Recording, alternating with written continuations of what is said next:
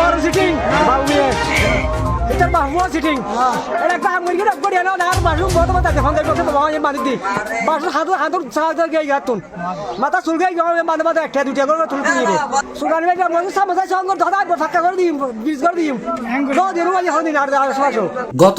কয়েক বছরত যে আনোয়ারার অজাগা জাগাই আগাট গাটই কিন্তু আনোয়ারা উপজেলার রায়পুর এবং জুইদন্ডি ইউনিয়নের মাঝামাঝি সাপমারা খালারো বাসর সাকুয়ান জিয়েন মাত্র 30 মিটার লম্বা কিন্তু গত 60 যুগ ধরে এলাকাবাসীর দাবি ইনরে ফাক্কা এবং টেকসই সেতু করানোর কারণ এই সাকুর উদ্দি এই দুই গ্রামের প্রায় লক্ষাধিক মানুষের যাতায়াত কিন্তু গত 4 দশকেও তার দাবির কোনো বাস্তবায়ন নয়।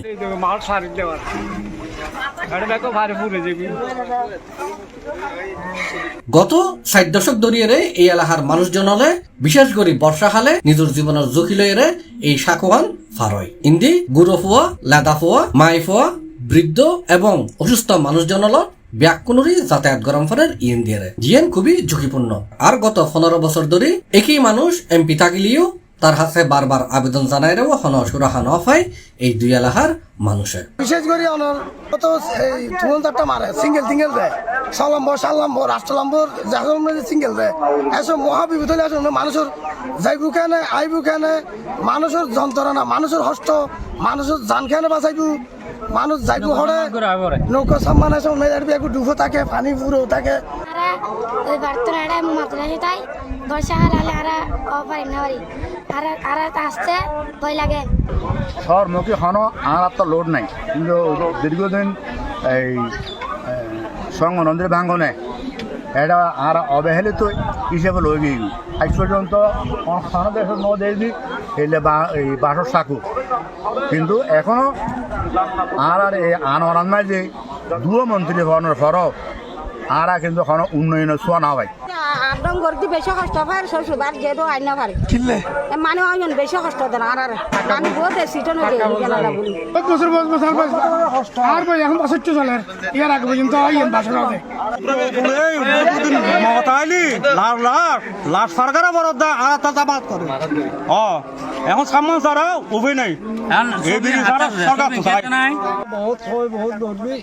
এখন আর দাইতে পারে বহুত দুর্দার দেখি দূরে আর লাভদেরও বহুত কই বুঝলো এলে বারবার খরচ আছে এবছর হইব ঘর এবছর হইব ঘর এবছর ঘর বেরিয়েছ নহর বাজার হয়তো হয়তো বুড়ো এইসব বিভিন্ন ক্ষেত খোলা তারপর দুই ইউনিয়নের মাঝামাঝি সাঙ্গু নদীর পর ব্রিজ যে ব্রিজ গেল বলে বিভিন্ন কৃষক হলে ক্ষেত খোলা করি না আরো ফেরাই দিয়ে গুণ জমিনের শ্বাস খোলা নষ্ট হয়ে যায় কিন্তু ছাগল ফারাফার করি না ইউনিয়নলাই গুরুত্বপূর্ণ সাকু এই সাকি আজি আর সুরত নদী ফুনিয়ে দি এই সাকি বল দিয়ে ওইবু এই ফটান্ড হতে দেখি আর এখন 18-19 বছর বয়স সুরত তো একবার ফোন দিয়ে সাকি বলবো এখনো কিন্তু বর্তমানে এইবার এই সাকি এখনো আর কিছু আশ্বাস নফের এই লইরে আমরা ছোড়া হাল পর্যন্ত দিই আর কষ্ট আছি এগুলো আর নানার বাড়ি এগুলো আর বাবার অবস্থান আসা দেওয়া আর ফোয়া করে লেখাপড়ার যে সমস্যার শেষ নাই যে আল্লাহর কাছেও বহুত খান্দি আর মন্দির মিষ্টের কাছেও বহুত খান্দি কিন্তু খাদের বেলাত কিছু নাই আর অনেক দিই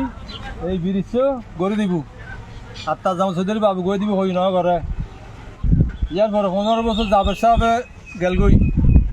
পৌরনীতি বেগ কমান্য এমপি মন্ত্রী বেগ কমান্য অন্য হাস না কিছু না করে বেশি গুরুত্বপূর্ণ নিবে আর 7% গুরুত্বপূর্ণ আর তার কোনো কিছু নাই আর যে এখন ফোন মারক